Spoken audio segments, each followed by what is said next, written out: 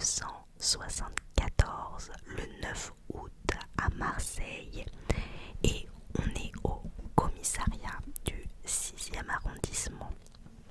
À 9h du matin, deux jeunes filles arrivent au commissariat et elles se présentent. Elles s'appellent Ouria et Amaria. C'est Ouria qui va commencer à parler.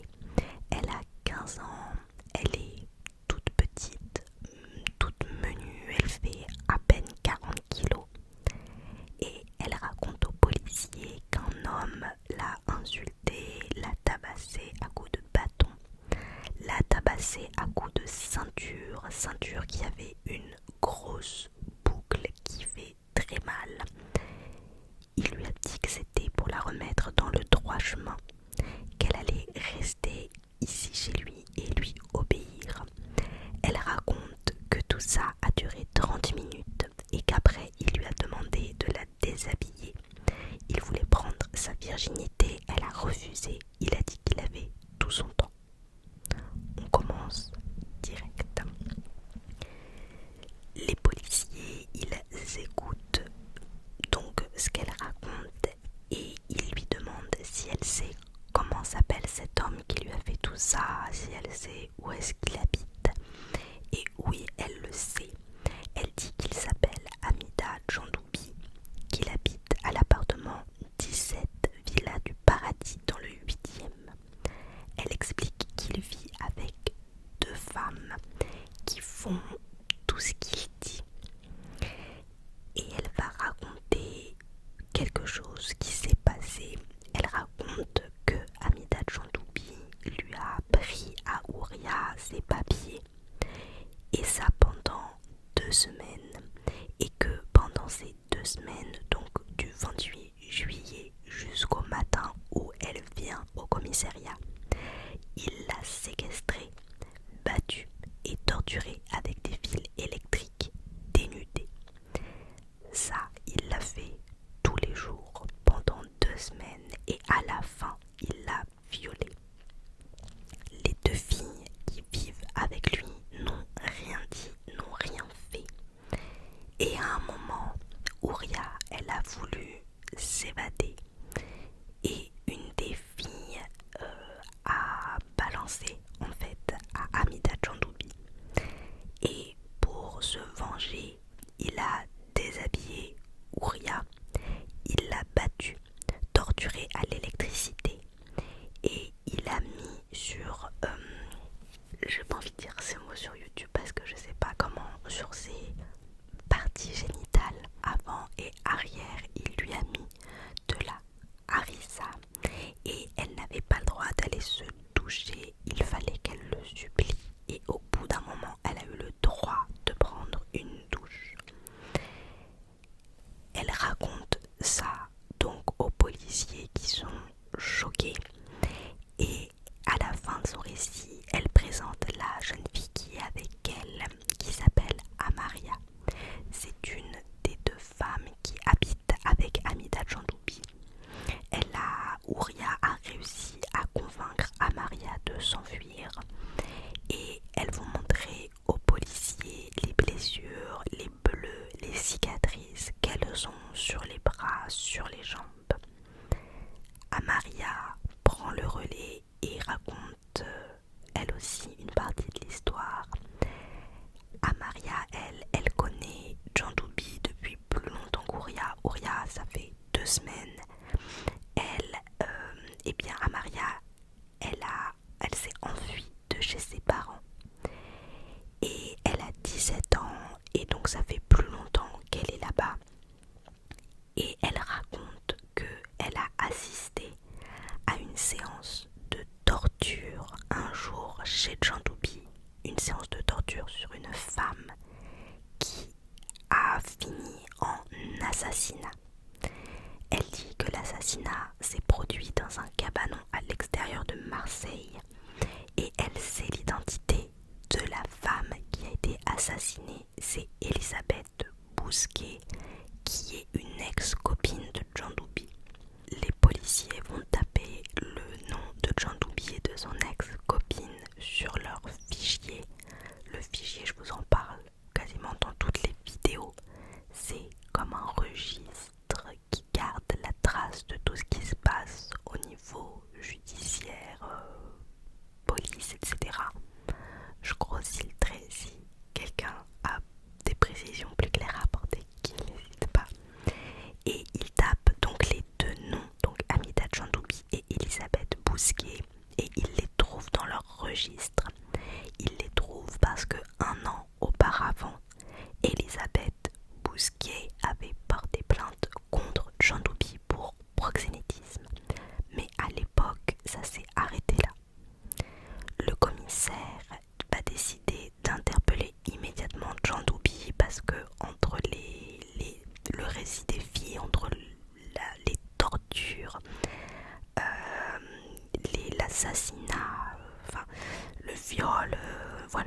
va décider de tout de suite aller le chercher.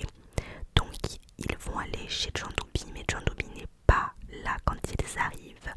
Ils vont attendre et à midi moins 20, John Dooby arrive dans une Simca 1000 blanche.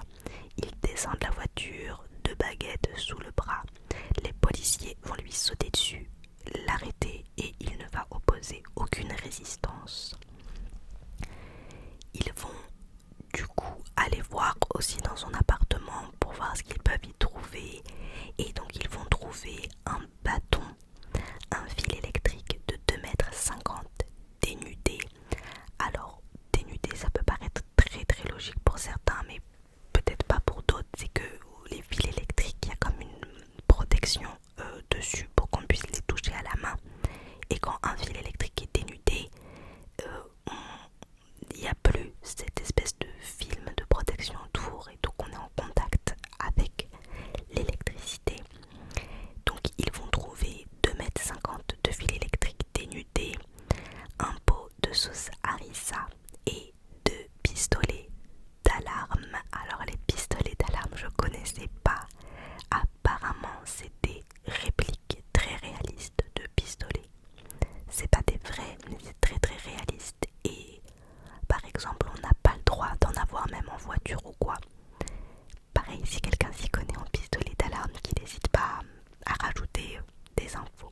Ils vont trouver du coup tous ces objets qu'ils vont saisir. Évidemment, ils vont aussi dans l'appartement trouver la deuxième femme de John Dooby qui s'appelle Annie. Elle a 18 ans, elle est toute petite elle aussi, elle fait 1,55 m, elle est blonde et elle a une vingtaine de brûlures de cigarettes sur le corps, sur son ventre, sur ses seins, sur ses fesses, sur ses cuisses. On va aussi retrouver à l'intérieur de ses cuisses des cicatrices.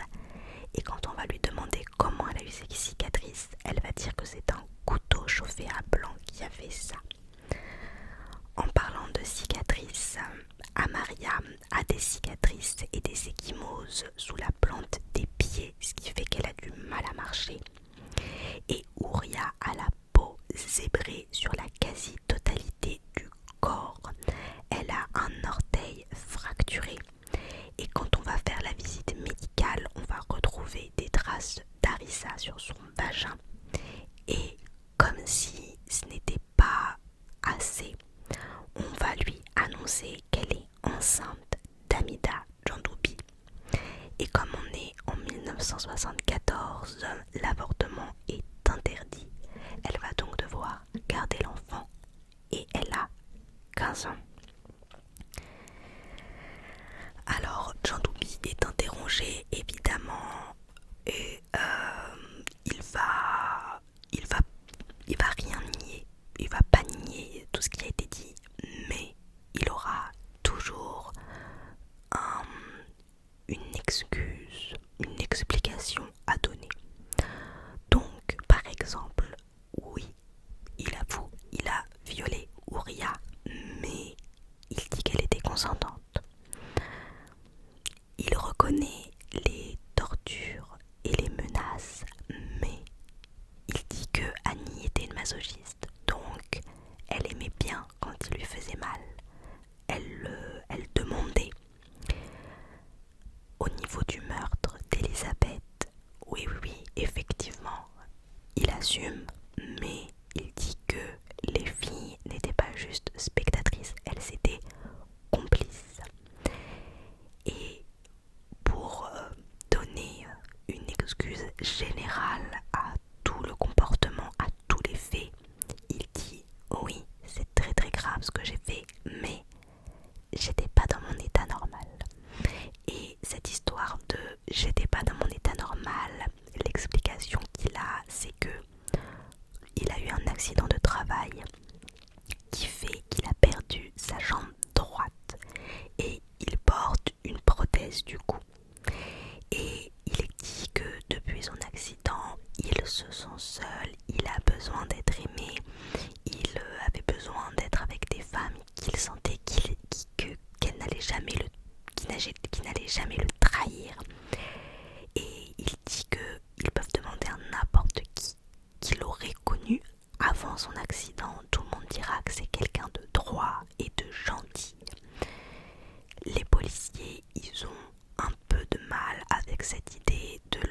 sain d'esprit, sympa, serviable, qui après un accident aussi traumatisant qu'il soit, devienne tout d'un coup un monstre. Ils vont enquêter sur sa vie d'avant du coup. Amida Jandoubi, il est né en Tunisie. À 18 ans, il va demander un visa de travail et il va arriver à Marseille. Il va d'abord travailler chez un épicier italien et il va habiter dans la boutique de cet épicier. Ensuite, il va travailler chez un horticulteur et il va à ce moment-là emménager dans un foyer Sonacotra. Les foyers Sonacotra, donc Sonacotra c'est le nom de la société de construction qui construisait ces logements qui étaient destinés aux immigrés qui venaient travailler en France. C'est des logements qui coûtent très peu et qui sont très très vétustes. Pour vous donner une image, les employeurs de Amida Jandoubi, ils ont vraiment que des choses gentilles à dire de lui, comme ce qu'il avait dit en fait. Ils disent que c'était un garçon travailleur, gentil, doux. Il y en a un qui dit que il lui faisait tellement confiance à Amida qu'il lui laissait les clés de la caisse, pas la caisse vroom vroom, la caisse du magasin. Ils disent que même s'il est arrivé à 18 ans en France, il parlait un français parfait. Alors c'est exactement ce qu'il avait été en gros. Les policiers vont continuer l'enquête et ils vont apprendre que c'était un tombeur Amida. On a tendance à, quand on entend des histoires d'hommes comme ça qui violent, qui torturent, qui séquestrent et tout, on a tout de suite tendance à s'imaginer quelqu'un peut-être qui n'aurait pas de chance avec les femmes, avec un physique désavantageux, etc. C'est un truc, un automatisme bête en fait qu'on a. Le viol, c'est une question de domination, c'est pas une question d'homme qui n'arrive pas avec les femmes et qui va du coup. Et je vous le dis parce que par la suite vous allez voir que il avait été interrogé avant et il avait été reconduit chez lui et on l'avait cru lui parce qu'il présentait bien. Quand on demande aux femmes qui ont connu Jandoubi de parler de lui, la première chose qu'elles vont dire c'est qu'il était beau. Et quand on regarde les photos qu'on a de lui, il est propre sur lui, bien habillé, costume, chemise, bien coiffé, bel homme. Et c'était quelque chose dans sa personnalité très important pour lui de plaire, d'être beau, de sentir qu'il plaît aux gens. Et donc c'est ça lui qu'il dit qui a tout cassé, c'est ce désir de vouloir plaire et de réussir. C'était un tombeur, il plaisait et quand il a perdu sa jambe, tout s'est effondré. Jandoubi va raconter aux policiers ce fameux accident de travail qui a eu lieu en octobre 1971. À l'époque, il est jardinier. Et en fait, il y a un motoculteur, donc c'est un petit engin agricole motorisé qu'on utilise pour le travail de la terre. Donc ce motoculteur va se renverser sur sa jambe à Amida Jandoubi. La jambe est prise par les crochets, elle est broyée et coincée. Les marins-pompiers arrivent et ils mettent plusieurs heures à dégager Amida Jandoubi et ils finissent par l'amputer sur place. Ils n'amputent pas toute la jambe, ils amputent à partir du genou jusqu'en bas du coup. Et Amida Jandoubi dit qu'il ne s'est pas adapté à la prothèse, ça lui faisait très mal et donc du coup on lui avait prescrit des médicaments contre la douleur et il va mélanger les médicaments et le whisky. C'est ça qui l'aurait rendu plus agressif et plus aigri et motivé par le fait qu'il aime séduire et qu'il se sent humilié, qu'il a l'impression de perdre un atout en ayant perdu perdu cette jambe. Concernant le meurtre d'Elisabeth Bousquet, comme je vous l'ai dit, il le reconnaît très rapidement et on apprend un peu plus comment ils se sont rencontrés. Quand lui, il a été amputé justement, il a été envoyé à l'hôpital et il était dans la même chambre qu'un autre homme. Cet homme, c'est le père d'Elisabeth. Et quand Elisabeth venait voir son père, elle a rencontré du coup Amitabh Chandoubi. Et un jour, on a changé le père de chambre et elle a continué à venir le voir. Elisabeth, elle avait 18 ans, c'est une jolie fille, sérieuse, elle n'a jamais eu de copain. Chandoubi, c'est son premier amour. Elle était mineure à cette époque parce que elle a 18 ans, mais jusqu'en 74, justement la date de notre récit, la majorité était à 21 ans. Elisabeth va fuguer plusieurs fois pour aller chez Amida et petit à petit, il va commencer à avoir de l'emprise sur elle. Et en 1971, il va tellement loin qu'elle va porter plainte. Et à l'époque, elle les raconte aux policiers que au foyer Sonagotra où il vit, il l'a emmenée de chambre en chambre et l'a forcée à coucher avec tous ceux qui étaient là. Ça représente 8 hommes, 8 voisins avec qui il a forcé à coucher successivement. Et à chaque fois, il récupérait 20 francs. Quand elle avait porté plainte à cette époque-là, les policiers avaient convoqué Chandoubi et Chandoubi leur avait dit que c'était elle qui avait eu l'idée de se prostituer, que c'était pour se payer des vêtements, que effectivement il l'a conduit de chambre en chambre, mais que l'argent récolté ils l'ont dépensé à deux. Et les policiers avaient cru Chandoubi. Donc l'enquête n'était pas allée plus loin et les policiers avaient trouvé qu'Elisabeth n'était pas très fiable et donc le procureur avait classé la plainte sans suite. Ça c'est du côté des policiers, mais en off, après entre la relation de Chandoubi et Elisabeth, et pas Chandoubi, il avait dit à Elisabeth: t'as porté plainte contre moi, si je te retrouve, je te tue. Et donc elle est partie. Et après son départ, Chandoubi va rencontrer Annie et Amaria, les deux qui vivaient du coup avec lui. Annie et Amaria, elles étaient perdues et elles vont tout quitter pour lui. Elles vont se retrouver complètement sous son emprise. Ça nous paraît peut-être un peu fou parce que quand on n'est pas dans une emprise, ça paraît complètement compliqué à comprendre.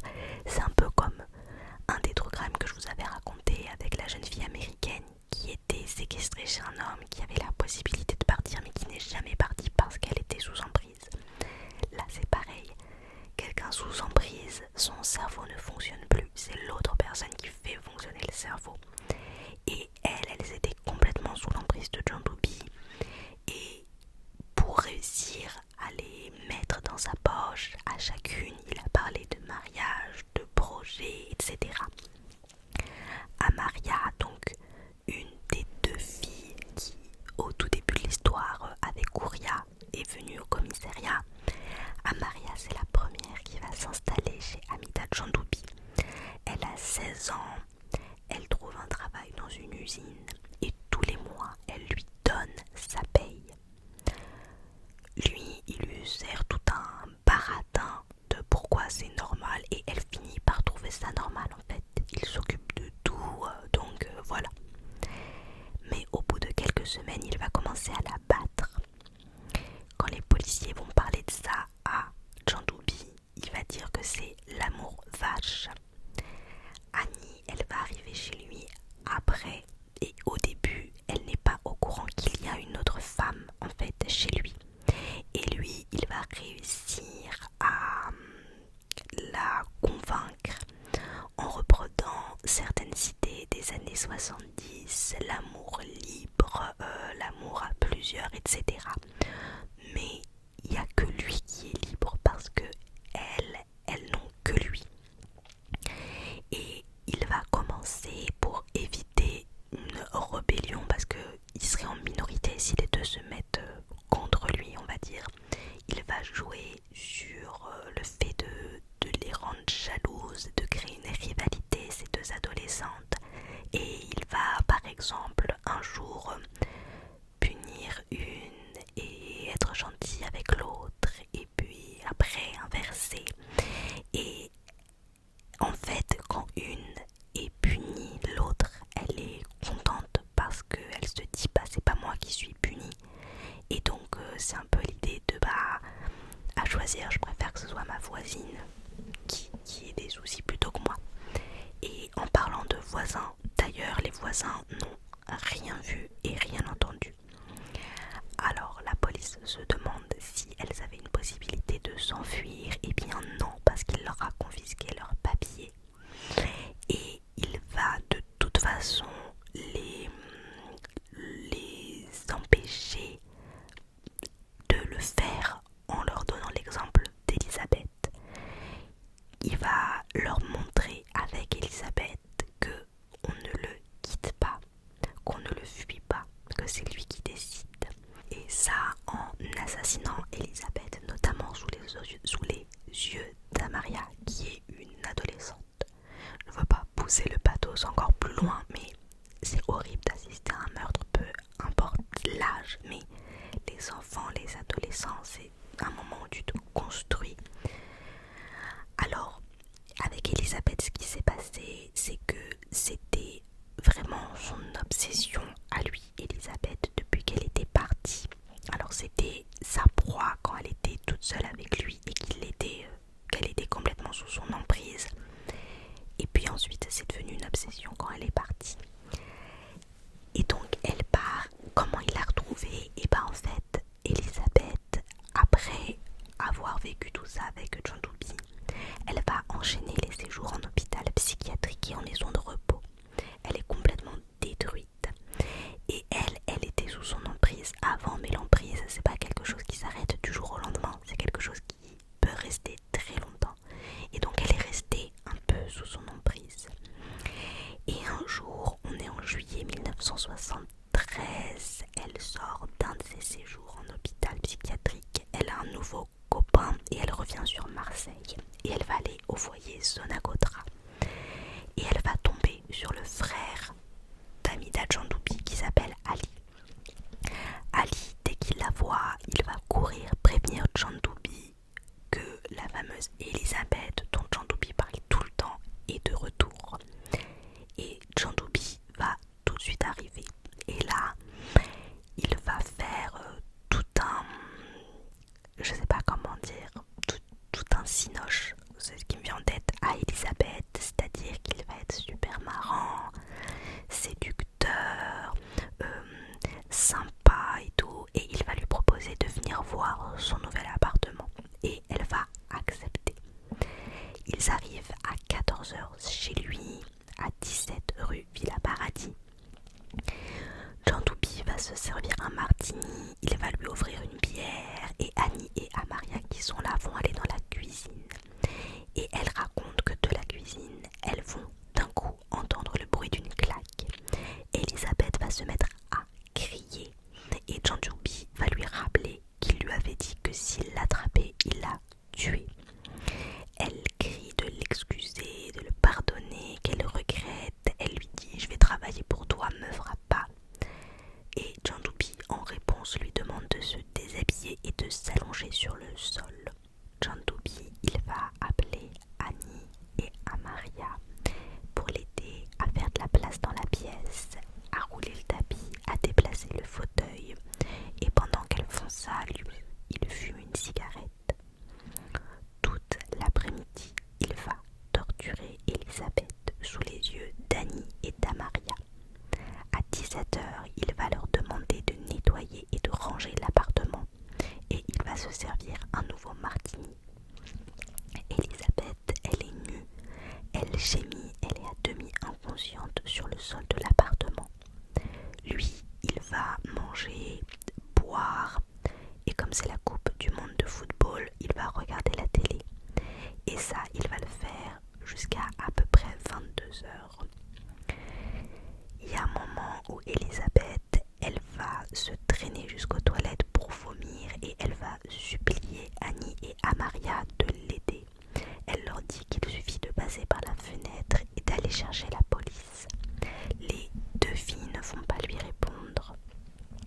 fois le match fini, John Dubie va chercher sa voiture, sa Simca 1000, et il la gare devant la porte et il va demander à Annie et à Maria de laver Elisabeth parce qu'il n'a pas envie de salir sa voiture.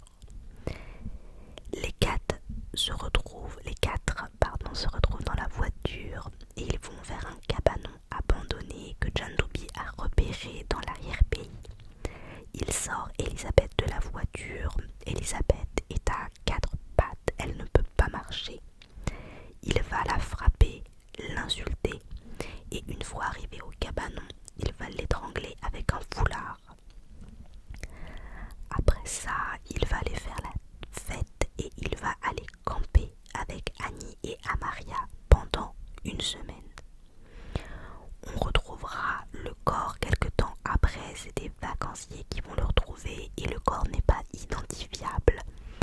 Du coup, les gendarmes vont conclure un règlement de compte dans le milieu de la prostitution. Ça, c'est tout ce que l'enquête a trouvé.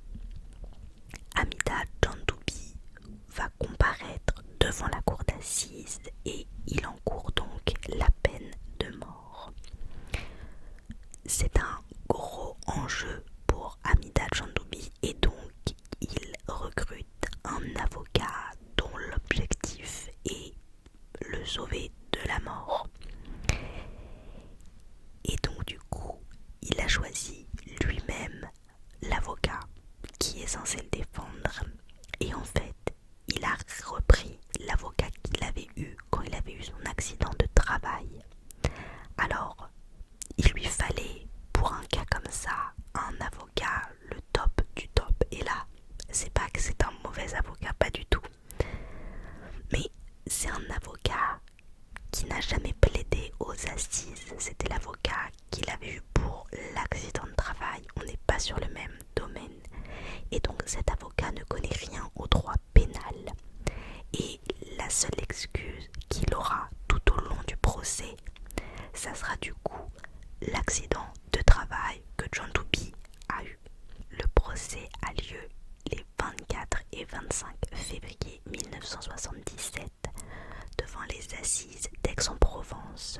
Donc ça fait 2 jours. Aujourd'hui, ce serait une affaire qui serait jugée en au moins 15 jours. À l'époque, c'était un peu différent. Il y a un deuxième procès qui est prévu le 26 pour juger Annie et Amaria pour complicité. Elles sont victimes dans cette histoire, mais le juge d'instruction veut quand même les juger par rapport à la mort d'Elisabeth puisqu'elles étaient présentes. Alors pour le procès d'Amida John Dubie, on va beaucoup attendre les psychiatres. Et les psychiatres, ils vont dire de lui que c'est un authentique bourreau qui aime la souffrance des autres, que c'est un pervers constitutionnel. Le deuxième jour, l'avocat de John Dubie n'est pas là au moment de plaider parce qu'il y a des embouteillages. Et au lieu de l'attendre, le président va désigner d'office l'avocat d'Annie et d'Amaria. Et cet avocat-là refuse, il dit qu'il ne peut pas parce que il va défendre les 2 victimes de John Dubie le lendemain. Le président insiste, ne lui laisse pas le choix. L'avocat va du coup quitter la salle. Le bâtonnier va être appelé. Alors le bâtonnier, je suis allée voir c'est quoi. Grossièrement, c'est le chef du barreau chargé d'organiser et de réguler la profession localement. Et finalement, le vrai avocat va arriver juste à temps pour le verdict. Le vrai avocat de John Dubie, je veux dire. Et donc le verdict, c'est que John Dubie, à 28 ans, va être condamné à mort. Et quand ils annoncent le verdict, il y a des applaudissements qui vont être entendus. Alors en 1977, on ne peut pas faire appel d'un jugement de cour d'assises. Et donc John Dubie se pourvoit en cassation et c'est rejeté. La seule chose qui lui reste, c'est de demander la grâce au président de la République qui est Valéry Giscard d'Estaing. Entre-temps, Annie et Amaria, qui étaient accusées de complicité ont leur procès, elles sont acquittées, c'est-à-dire qu'elles ne sont pas reconnues coupables. On a la réponse du président. Le président refuse de gracier Hamida Djandoubi. L'exécution, elle est programmée pour le 10 septembre 1977 à l'aube à la prison des Pommettes à Marseille. On va ouvrir la porte de sa cellule. Il est en train de sommeiller, il ne dort pas. On va le préparer. C'est assez long parce que avec sa jambe artificielle, ça ralentit un peu le processus. On va asseoir le condamné sur une chaise. Il y a un gardien qui va lui donner une cigarette et il va commencer, Hamida Djandoubi, à fumer sans dire un mot. Il est jeune, cheveux très noirs, bien coiffé, le teint est livide, il a des cernes sous les yeux. Sa cigarette est presque terminée, on va lui en donner une autre et il fume très lentement. Il y a un gardien qui va s'approcher avec une bouteille de rhum et un verre et qui va demander au condamné s'il veut boire. Il va dire oui et on va lui verser un demi-verre et Hamida Djandoubi va commencer à boire lentement là aussi. Il a compris que quand il va finir son verre, on va aller l'emmener. Donc le verre est presque terminé et il va demander une autre cigarette, mais le bourreau va se mettre au milieu et va refuser. Donc on lui refuse la troisième dernière cigarette. Et on va lui dire de se dépêcher de terminer son verre de rhum. Il boit une dernière gorgée, il tend le verre au gardien. Et là, un des aides du bourreau va sortir une paire de ciseaux de la poche de sa veste et va commencer à découper le col de la chemise bleue qu'il portait. On le coupe pour que ça laisse le cou dégagé. Le bourreau va signifier que ce n'est pas assez large et donc on va donner 2 grands coups de couteau dans le dos de la chemise. Pour simplifier, ça va dénuder tout le haut du dos.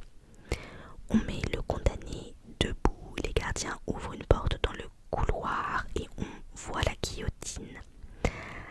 À côté, il y a un panier en osier brun. Le corps va être presque jeté à plat ventre et ça va faire marcher la mécanique et tac. Le corps bascule dans le panier. On nettoie avec un tuyau d'arrosage. Il est 5h10. C'est donc le dernier homme décapité par la guillotine en France et aussi le dernier condamné à mort exécuté en Europe. Voilà pour ce récit que je trouve sombre. Alors j'en ai raconté des crimes ils sont tous horribles, mais je le trouve très sombre. Je ne sais pas dire pourquoi. Je ne sais pas si vous avez le même sentiment. En tout cas, voilà. Je vous souhaite une bonne nuit dans la mesure du possible. Et voilà, on se revoit vite pour une nouvelle vidéo. Si vous avez des idées de crimes qui datent un peu comme ça, n'hésitez pas à me les mettre en commentaire. Je vous fais de gros bisous.